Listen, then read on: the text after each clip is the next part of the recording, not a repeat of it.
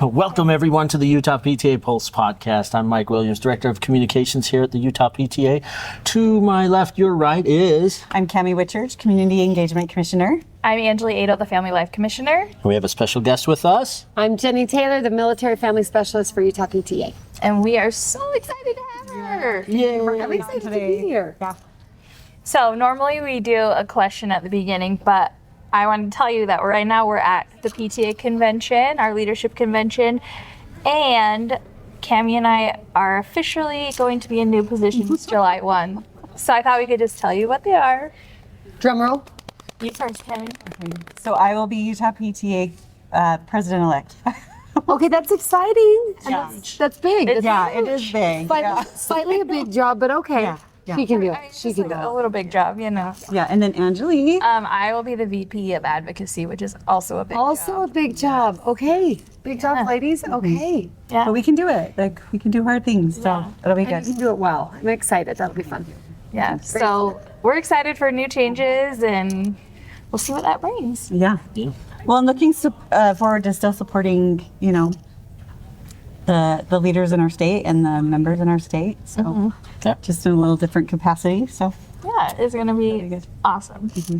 Okay, well, we are excited to have Jenny with us here today. So tell us what you do as a military family specialist. Well, that's such a good question. The biggest thing I think we're trying to do is help people in their PTA and PTSA find and know who are the military kids in their schools. And we do that mostly by letting you know you all have military kids in your schools. Spoiler alert. It's easy to think that if you live near Hill Air Force Base, of course you do. Maybe if you're near the National Guard headquarters in Draper, you do. But the truth of the matter is Utah has a lot of military kids scattered to the winds. We have about 7,000 airmen assigned to Hill Air Force Base in a concentrated area, mostly Weber, Davis, Ogden School District. But we have just as many, another 7,000 soldiers in the Army side of things in the Reserve and National Guard. And they are not necessarily anywhere. They're everywhere.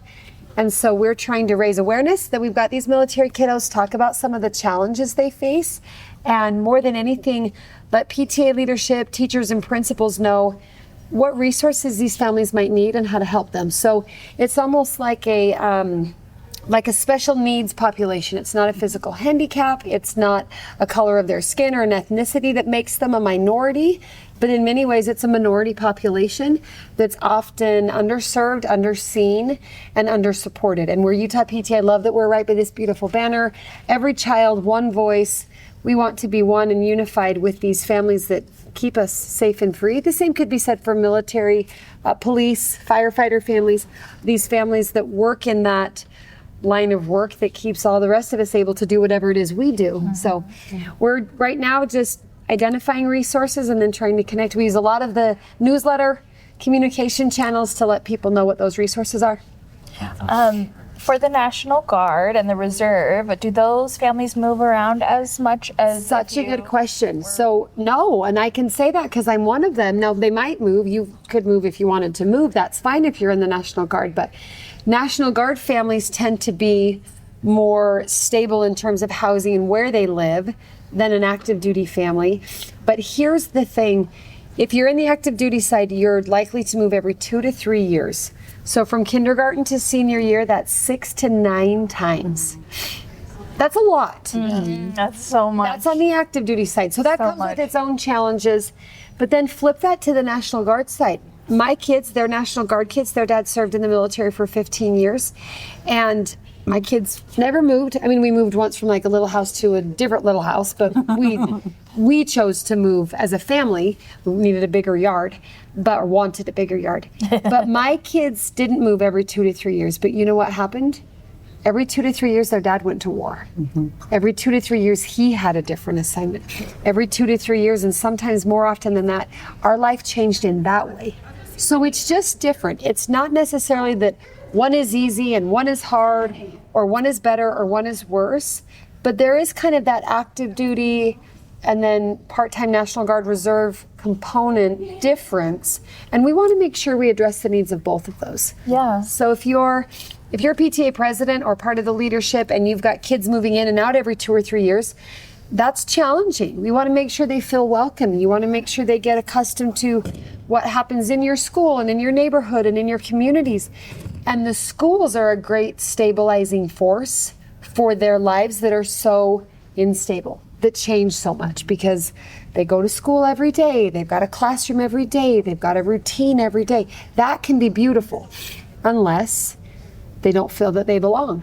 They don't feel that they fit in. They don't have friends. They don't understand what the graduation requirements are in this district because it's different from the other state they used to live in, or they came from Germany or what. So there's one side. And then the other side is National Guard kids like mine. They don't move. They're going to the same school through elementary, through junior high, through high school. But Dad came and went. And that added a different stress to our family. So those are the families we want to help, whether they are active duty or part-time. There's an inherent stress that comes with the fact that my mom or dad wears a uniform to work. And again, that uniform could be a police, a fire, different stressful uniform. That little child, that's a lot for the little child. And what I love so much about PTA is that we want to strengthen that child, that whole child. Academically, holistically, emotionally, and sometimes that might come through the form of the school activity or the parents that are able to volunteer, because my kid's dad can't volunteer because he's gone, and so I think there's just such a beautiful fit for some of these special populations, and we have lots of special populations in Utah, in humanity in general. Military is not the only one, but the more I work with military families, the more I find they're actually a lot like other families too. Because other families might have a missing parent that's absent or travels a lot for work, or that has gotten ill and passed away, or is disabled or injured. That's not only in the military. Stress isn't only found in a military job. So I might specialize in kind of that military bubble, but the more I do, I'm like, oh my gosh, this will help every kid. And these resources will help every teacher, and every PTA president will be better if he or she knows this. So it's been really exciting for me this last little while to dig in a little bit outside of my own family and outside of my own elementary or my own PTSA at the junior high and high school, and see a bigger picture and say, we got work to do. Yeah, we do. But we're doing it, and I love the things you both have done for years and years, and will continue to do. So it's exciting to be part of it.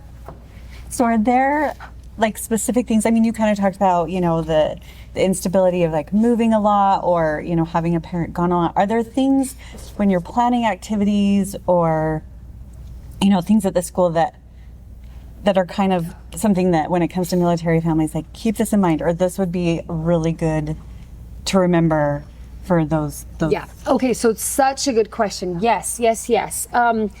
Couple of things to keep in mind. The first thing is you probably don't know who your military families are.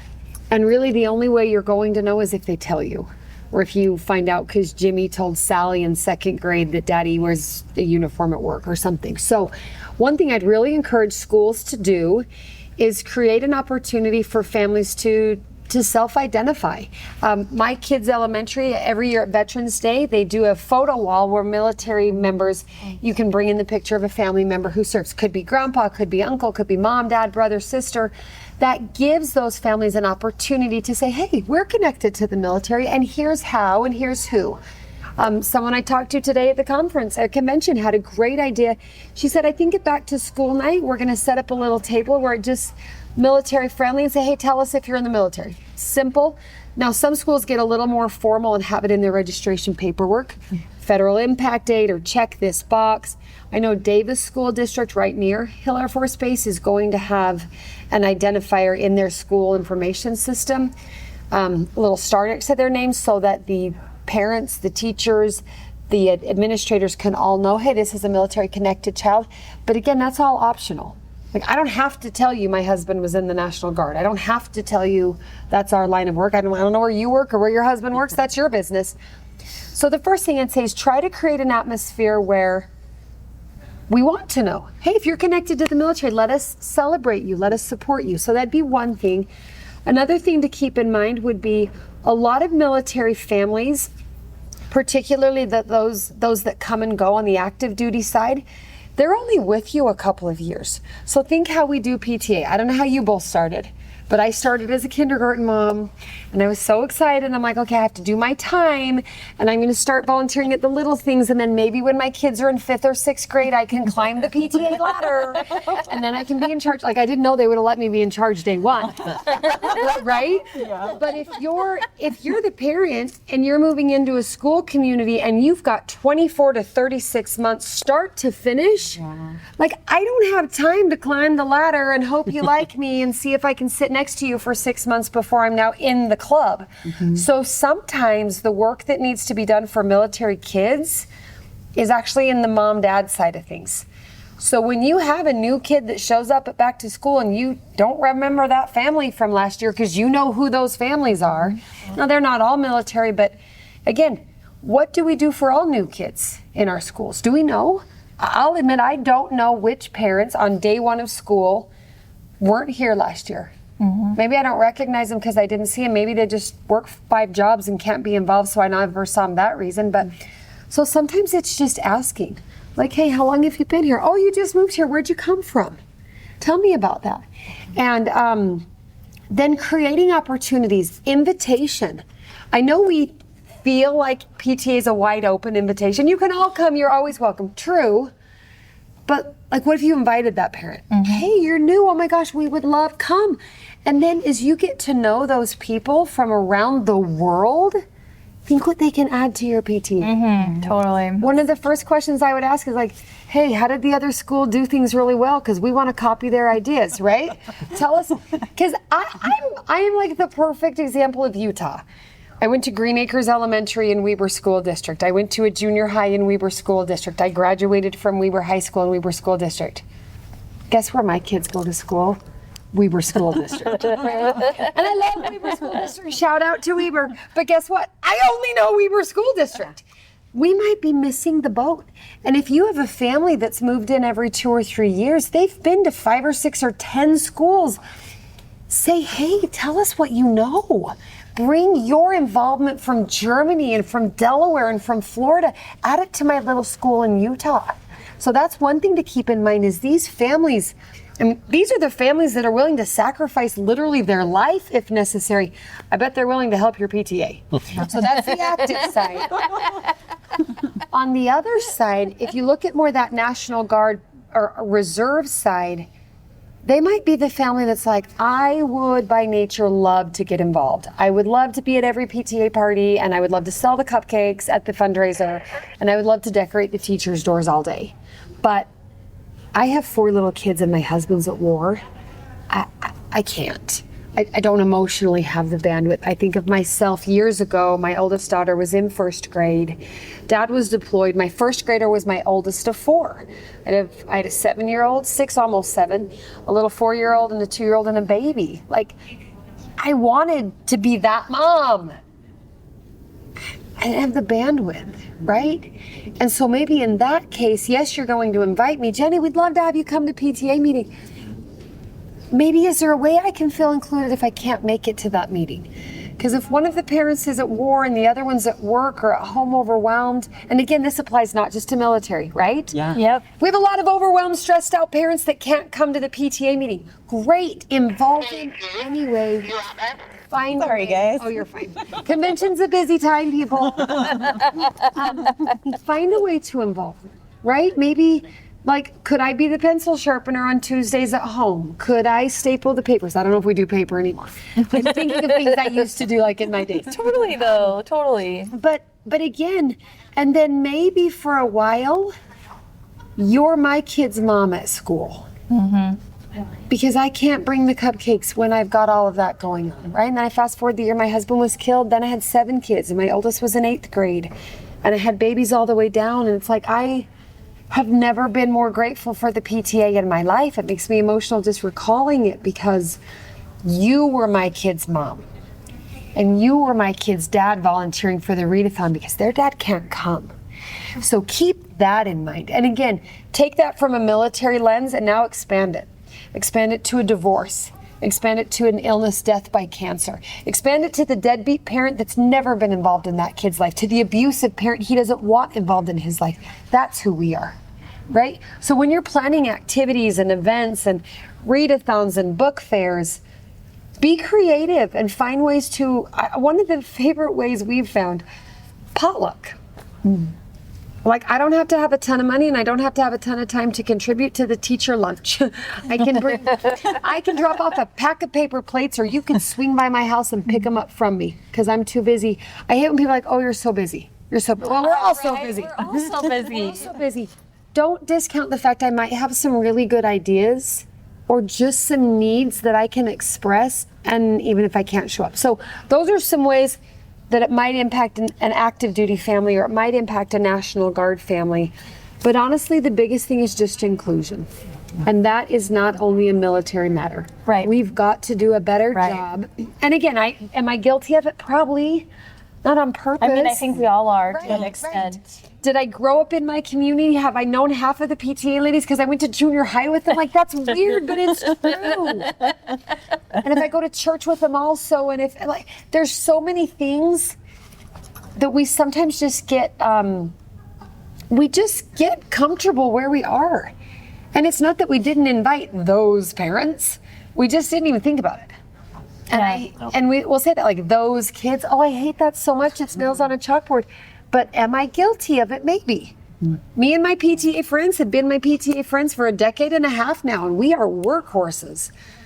Have we missed amazing talent and experience in our school community because we just got busy being busy? Maybe. Yeah. Maybe. Yeah. So it's awesome that the same group does all the work, but let's find ways, let's be creative with ways other families can help and be sensitive to their dynamics. Yeah. So I love that. that's what I would say. Well, and one thing we've talked about a lot in a lot of episodes is kind of having like a volunteer menu. Like, you know, kind of sit down and think about like all the different ways, you know, people could volunteer for PTA, because there are big things and there's little things, and make things to do at home. You know? Yes. Like have things that I parents love can do that. at home, because there's, like you said, there's some parents that like, I can cut out circles. Yep. Like, you need me to cut Yep. circles? Like, okay. I can cut them during nap time, but I can't Right. come to school because my baby's asleep. Right, exactly. Like, really? You know, and so I really think as we're trying to like grow our PTAs, that we need to kind of transition to that mindset of having a volunteer menu, like, and thinking about all the different ways you could offer people to volunteer, because not everyone wants to be the president. Nope.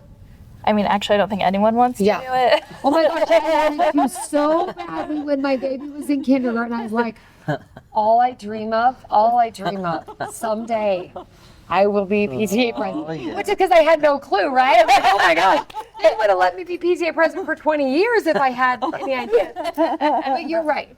Not everyone. And that's great. Like, I love that there's different ways. I love that you call it a menu.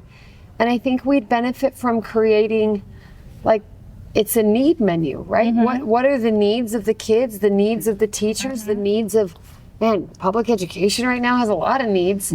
How could they be met? They could be met by different dads. They could be met by stay-at-home moms, working moms. I don't think PTA was ever meant to be an unemployed stay-at-home mom club. Yeah. Right? Right. Now, certain elements of it, you got to be at the school a million hours a week, might be difficult if you're working 40 hours at another job. But we've got men and women who work in different fields that would have so much to add. I love the idea of a menu. We need to print it and be like, here's your menu. I know. Like, what can I get you? Do you want the appetizer? I'll be dessert. I'll just Well, be and dessert over and over again. One thing my kids' elementary school has started doing is that they'll, you know, put all the different types of things that we're going to have that year, you know, teacher appreciation or books and buddies or whatever the things are, and they'll have people sign up for those things. And then we also have like a general volunteer list, but it's like, okay, do you want to be in charge of it, or do you just like want to help with the thing? I love that. You know, because then they can kind of decide like, oh, okay, actually I have a lot of time. I'm a great helper. Maybe I don't want to be the leader. or whatever. Or vice versa. Yeah. You know, and I really love that. And I feel like, I like that. and we're not perfect, but I feel like it's helped us be a lot more inclusive the last Right. couple of years. I think inclusivity is so important. When we think about including children, we need to include the whole family to the degree that the family wants to be included, right? And some families are just like, whatever, I'm sending my kid to school, that's fine. Great. There's no judgment for that either. Like, there's no requirement. You don't have to volunteer with PTA to care about your child. You know, we can have room for all of that. We can do some of the heavy lifting. Maybe you just join the PTA and support in that way, or send a pack of paper plates or whatever it is. But I do think it's part of that inclusivity of creating a culture where we're just really all in this together. Because there's no way I can raise my kids alone. Sorry. Right. I mean, we have to have support. And the And cliche bless the phrase- teachers. Yeah. Yeah. I know, seriously. I know that big, so important. real big T. Yeah. We love those teachers so much. Well, Put up with so much. I have loved everything that you shared with us. I think everything you've said is so important and so perfectly delivered as well. Yeah. Like, Well, I love the work, and I say you all. I mean, I'm part of PTA, but I look at all of you that have just put in so many years on so many levels: local, council, region, state, and it is such a beautiful thing to see, especially as we're here at convention, people coming from all walks of life. And why are we here?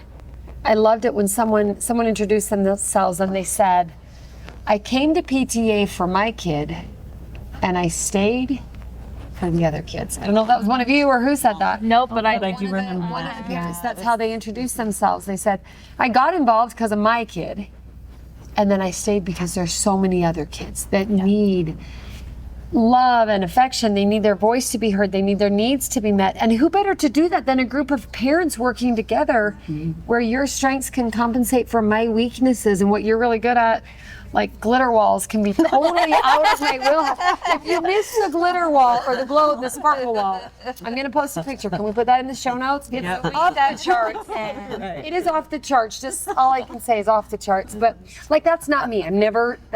My brain doesn't work that way. But maybe there's another skill set I can bring. And imagine if we all bring that together. You know who wins? The child. Yeah. Every time. 100%. All of the children. Every child. So, love PTA.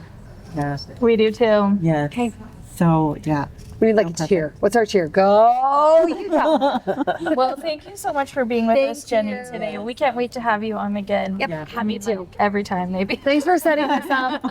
I know you want to be a new host. I could totally be. Oh my gosh, would that be my dream job? I'd be like, hi. It's the best thing ever. Okay, well, And I love remember talking. that. Like, what about talking about PTA sounds bad to you people? I mean, I was telling the sixth graders that I always sub for, and every once in a while it's like the day I'm doing podcasting, and they'll be like, "What are you doing today, Mrs. Aedo?" And I'm like, "Oh, I'm podcasting," and they're like, "Oh, you're so cool." That's amazing. Yeah, that PTA podcast, we're top of the charts. So It's true. Getting there. we are. All right. Good content. Thank you. And thanks, Michael, for being that communication specialist that gets the word out and helps us all connect that way wherever we live. It's awesome. All right. Time to. So we dance at the end. Dance, I didn't A know. little dance. I was going to do a cheer, but I hope there's music while we're dancing. There is. There is. No, we just like dance in silence. Best part.